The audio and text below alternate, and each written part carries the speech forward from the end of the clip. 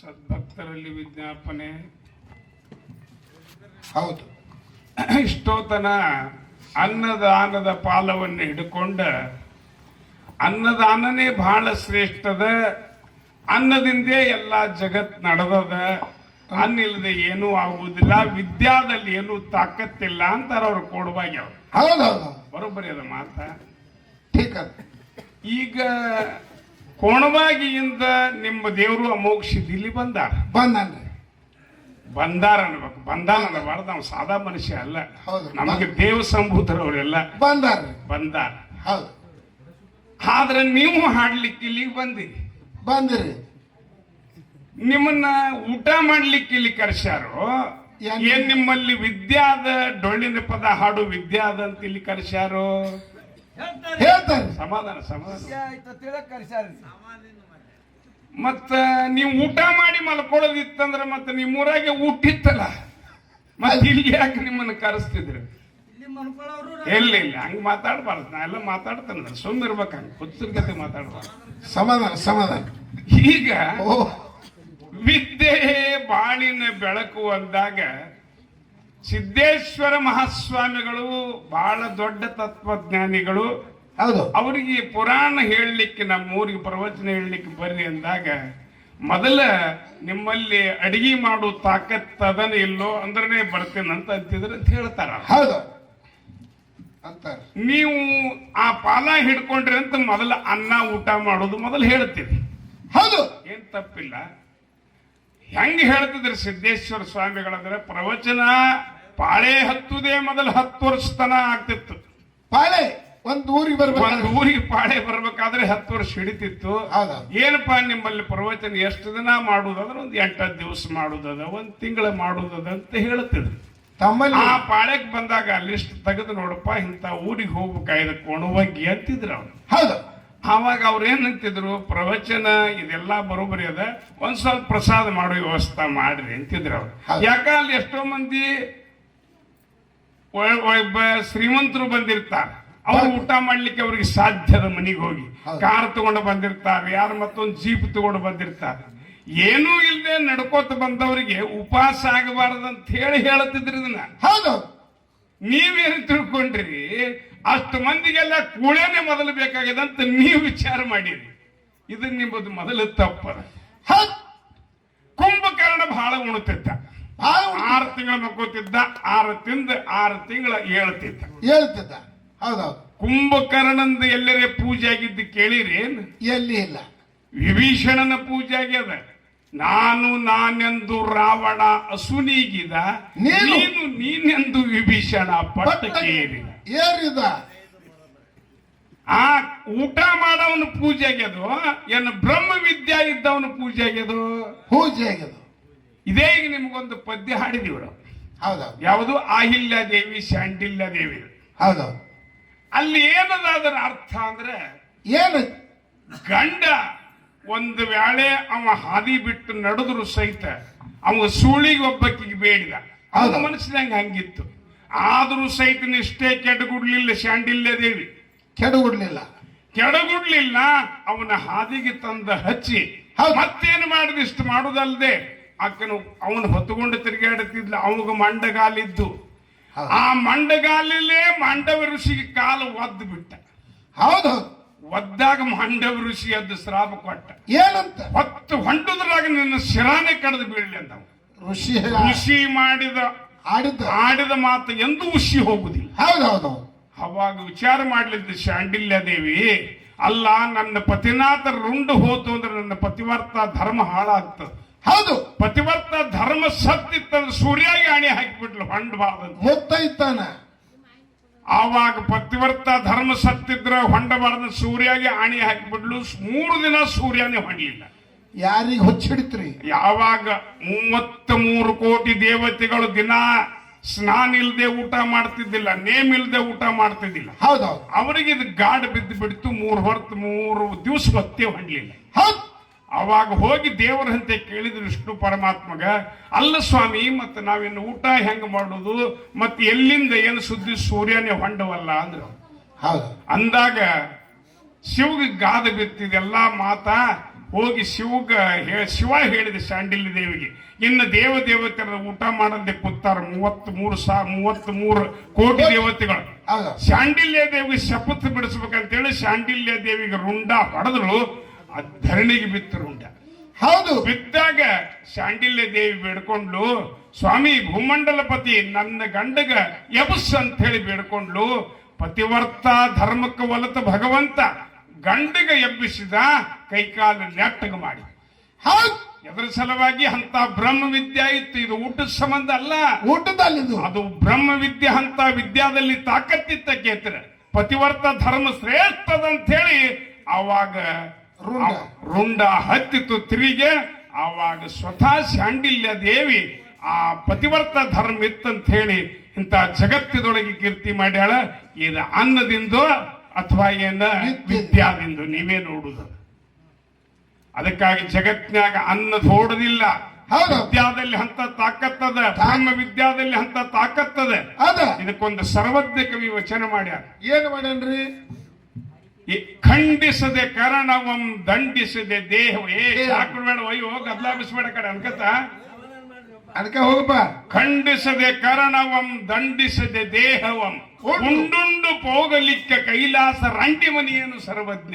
ಸರ್ವಜ್ಞ ಮಾಂಸಪಿಂಡ ಹೋಗಿ ಮಂತ್ರಪಿಂಡ ಆಗ್ಲಾರ್ದೆ ಎಂದೂ ಜಗತ್ತಿನೊಳಗ ಅವನ ಜೀವನ ಮುಕ್ತ ಆಗುವುದಿಲ್ಲ. ಮನುಷ್ಯ ಬರೇ ಊಟ ಮಾಡ್ಕೊಂಡು ಕೂತ್ರ, ಊಟ ಮಾಡಿ ಕೂತ್ರ ಎಂದೂ ಆಗುವುದಿಲ್ಲ.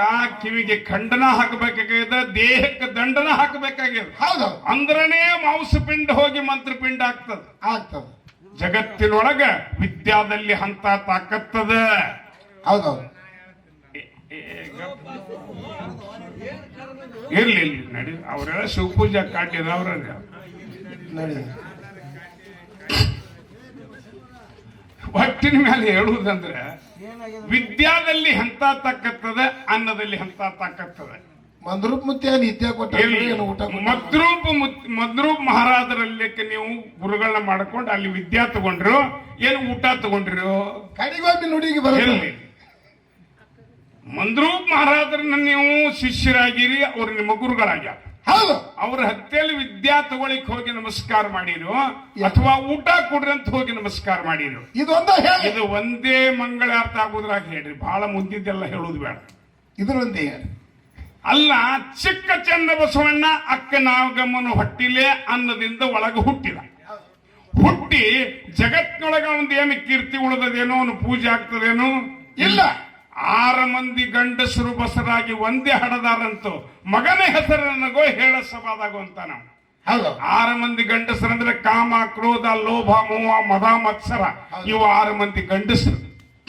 ಇವತ್ರನು ಒದ್ದ ಜ್ಞಾನ ಎಂಬ ಮಗ ಹುಟ್ಟುತ್ತಾನ. ಹೌದು. ಇದು ಅನ್ನದಿಂದೋ ಅಥವಾ ಬ್ರಹ್ಮ ವಿದ್ಯಾದಿಂದೋ? ವಿದ್ಯಾದಲ್ಲಿ ಹಿಂತ ತಾಕತ್ತದ. ಹೌದು. ಅಲ್ರಿ, ವಿಚಾರ ಮಾಡ್ರಿ.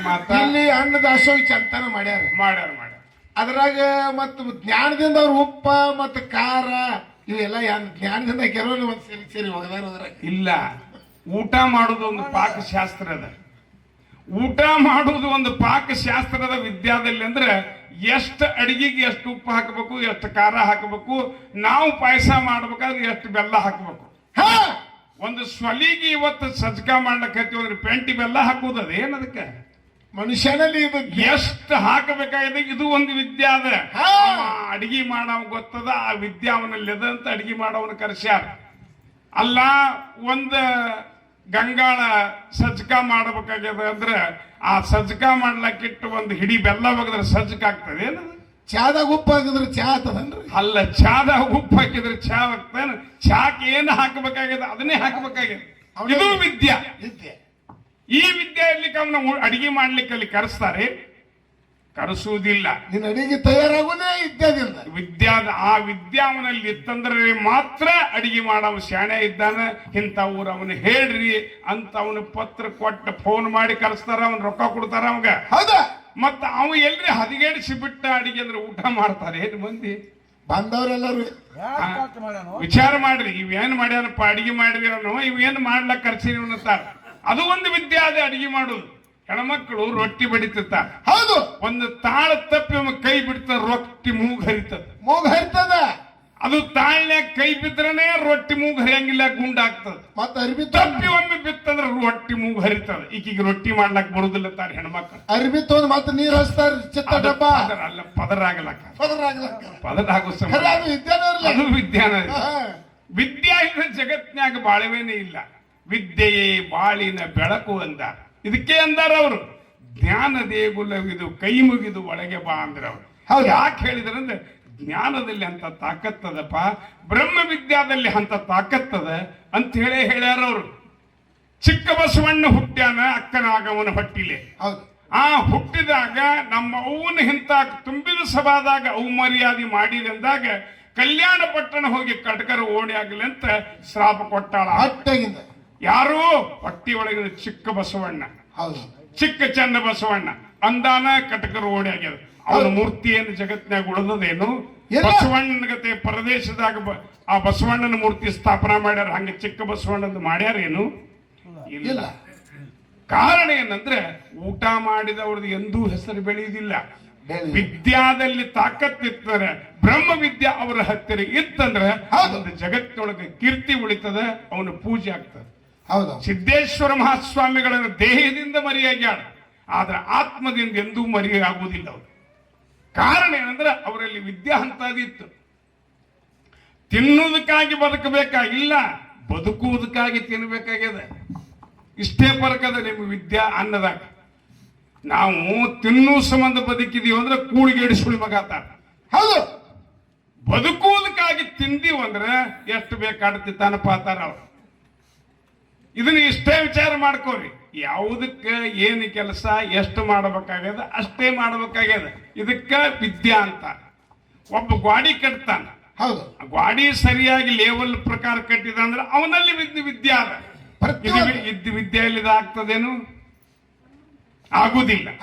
ಎಲ್ಲನೂ ವಿದ್ಯೆ ಬಾಳಿನ ಬೆಳಕು ಅಂದ. ಎಲ್ಲರಲ್ಲಿ ಒಂದು ಶಕ್ತಿ ಇದೆ. ಇವತ್ತ ಅಪ್ಪು ಮಾಸ್ತರ ಶಿಕ್ಷಣ ಕಲಿಸ್ತಾರ.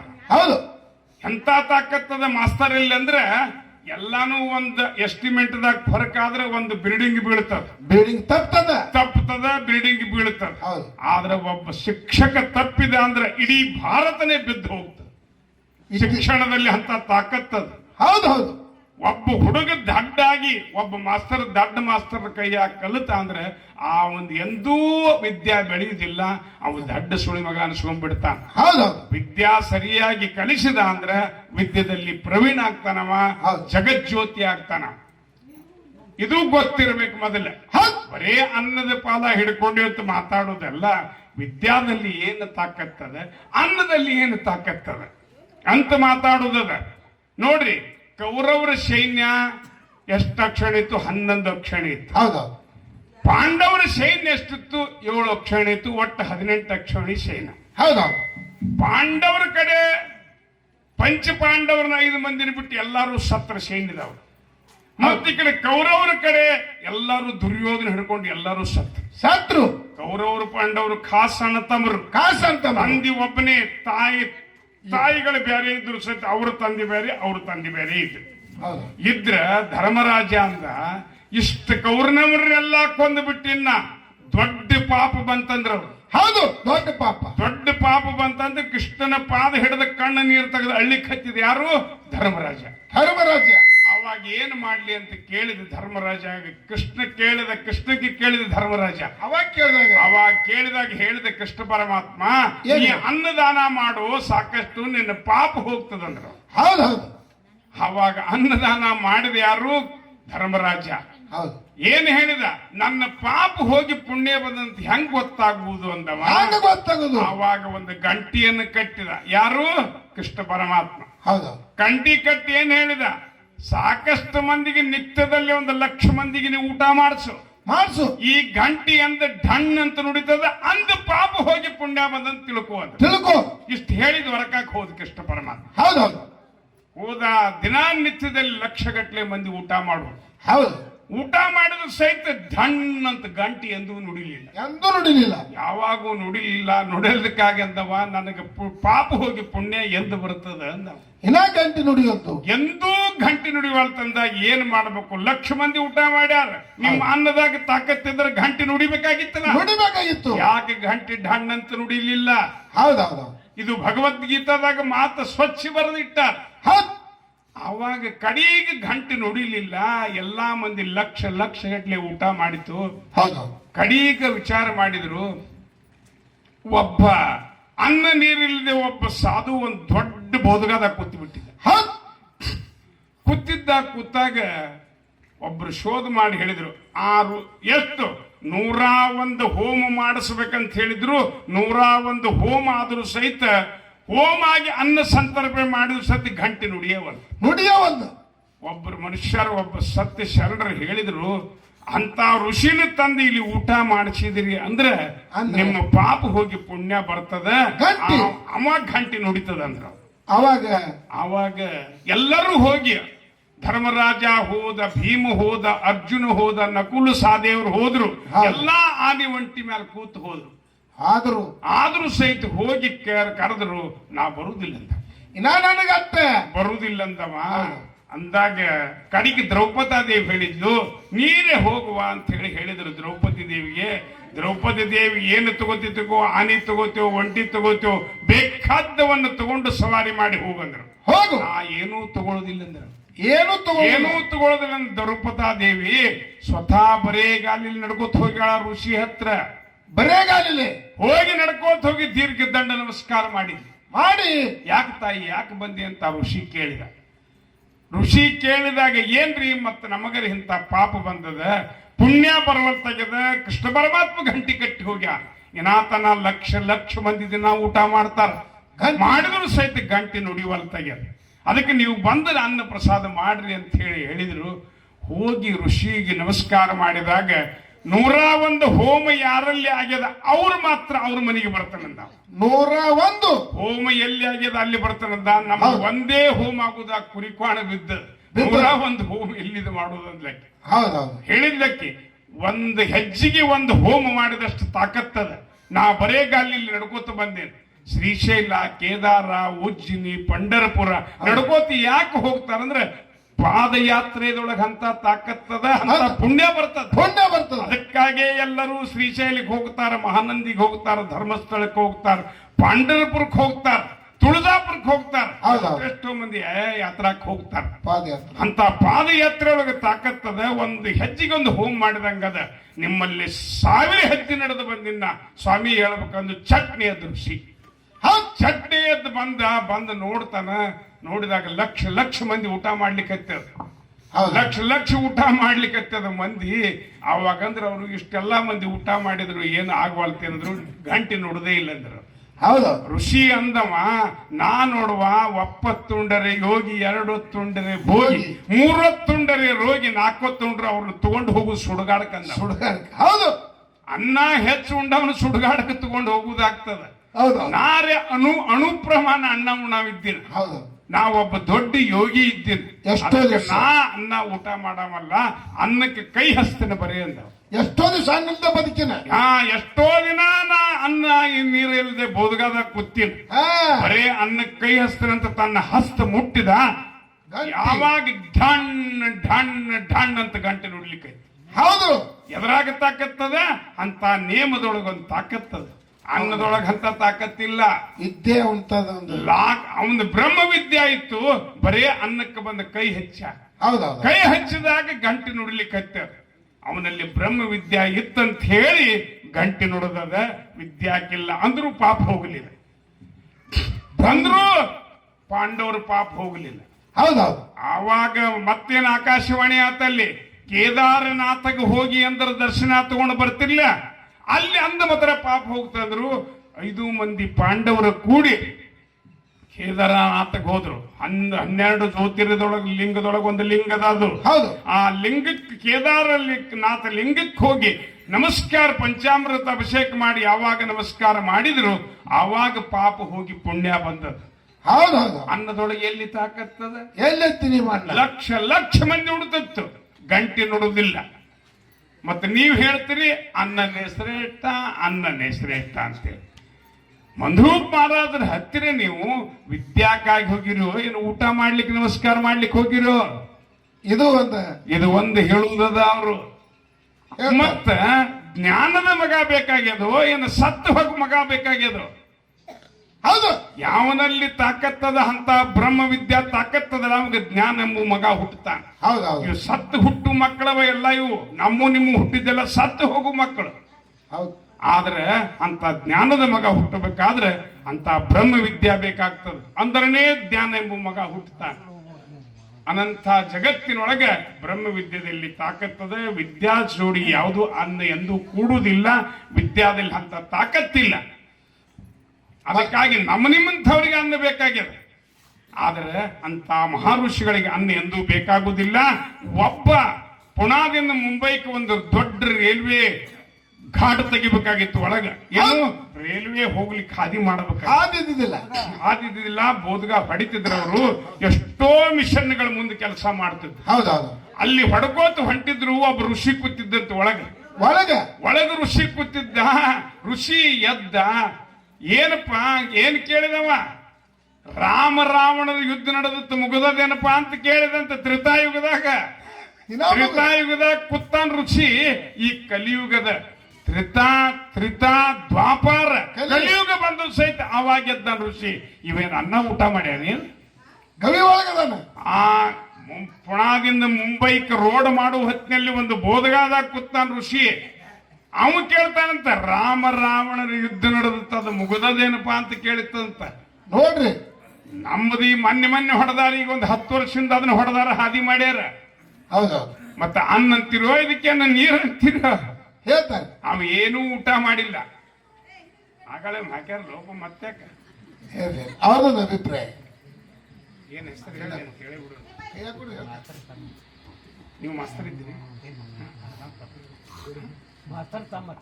ಮಾಸ್ತರ್ ತಮ್ಮ ಅಪ್ಪ ಸಾಹೇಬ್ ಮಾಸ್ತರ್ ತಮ್ಮ. ಹೆಸರು ಹೇಳಿ. ಸಭಾ ಪಂಡಿತರಾಗಿರ್ತಕ್ಕಂಥ ಸಂತೋಷ್ ಅಮಗೊಂಡು ಬಿರಾದಾರ್ ಸಾಕಿನ ಯತ್ನಾಳ ಗ್ರಾಮದ ಹಿರಿಯರಾಗಿರ್ತಕ್ಕಂಥವ್ರು, ಕಲಾ ಪ್ರೇಮಿಗಳಾಗಿರ್ತಕ್ಕಂಥವ್ರು, ನಮ್ಮಂಥವ್ರ ಅಲ್ಪ ಸೇವೆಯನ್ನು ಕಂಡು ಸಂಘ ಬಾಳಿ ಬದುಕಲಿ ಅಂತ ತಿಳ್ಕೊಂಡು ಒಂದು ಪುಷ್ಪದ ಮಾಲೆ ಹಾಗೂ 101 ರೂಪಾಯಿ ಕಾಣಿಕೆ ಕೊಟ್ಟಿರುತ್ತಾರೆ. ಈ ಜಾಗದಲ್ಲಿ ವಾಸ ಮಾಡಿದ ಅಮೋಕ್ಷದ ದೇವರಿಗೆ ಅಷ್ಟೈಶ್ವರ್ಯ ಆರೋಗ್ಯ ಕೊಟ್ಟು ಕಾಪಾಡಲಿ ಎಂದು ದೇವರಲ್ಲಿ ಬೇಡಿಕೊಂಡು ಎಲ್ಲವನ್ನು ಸ್ವೀಕಾರ ಮಾಡ್ತಾರೆ. ರೂಪ್ ಸಿಂಗ್ ಶ್ರೀಮಾನ್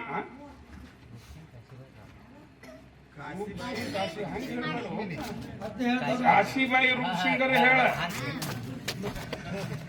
ಸಭಾ ಪಂಡಿತರಾಗಿರ್ತಕ್ಕಂಥ ನಮ್ಮ ಮಾತೋಶ್ರೀಯರ ಸಮಾನವಾಗಿರ್ತಕ್ಕಂಥ ಕಾಶಿಬಾಯಿ ರೂಪ್ ಸಿಂಗ್ ಜಾಧವ್ ರಾಠೋಡ್.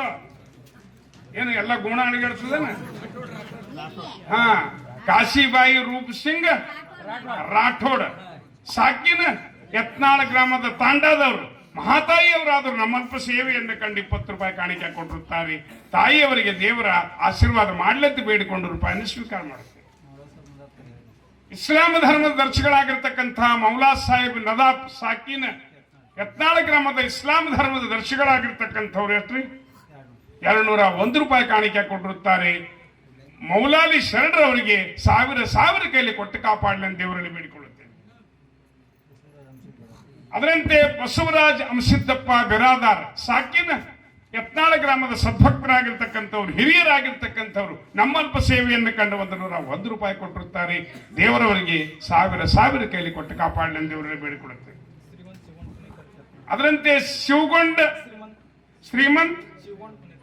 ಶ್ರೀಮಂತ್ ಶಿವಗೊಂಡ ಪುಣೇಕರ್ ಸಾಕಿನ ಯತ್ನಾಳ ಗ್ರಾಮದ ಹಿರಿಯರಾಗಿರ್ತಕ್ಕಂಥವ್ರು 101 ರೂಪಾಯಿ ಕಾಣಿಕೆ ಕೊಟ್ಟಿರುತ್ತಾರೆ. ಅವರಿಗೆ ಕೊಡುತ್ತಂತಹ ಸಭಕರಿಗೆ ತುಂಬಾ ಭಾರಿಯಾಗಿರುತ್ತೆ. ಲಕ್ಷ್ಮಣ ದೇವಜಿ ರಾಠೋಡ್ ಸಾಕಿನ ಯತ್ನಾಳ ಇವರಾದ್ರೂ ನಮ್ಮಲ್ಪ ಸೇವೆಯನ್ನು ಕಂಡ 50 ರೂಪಾಯಿ ಕಾಣಿಕೆ ಕೊಟ್ಟಿರುತ್ತಾರೆ. ಸಭೆಯಲ್ಲೇ 50 ರೂಪಾಯಿ ಎಲ್ಲ 50 ಲಕ್ಷ ಅಂತ ಸ್ವೀಕಾರ ಮಾಡುತ್ತಾರೆ.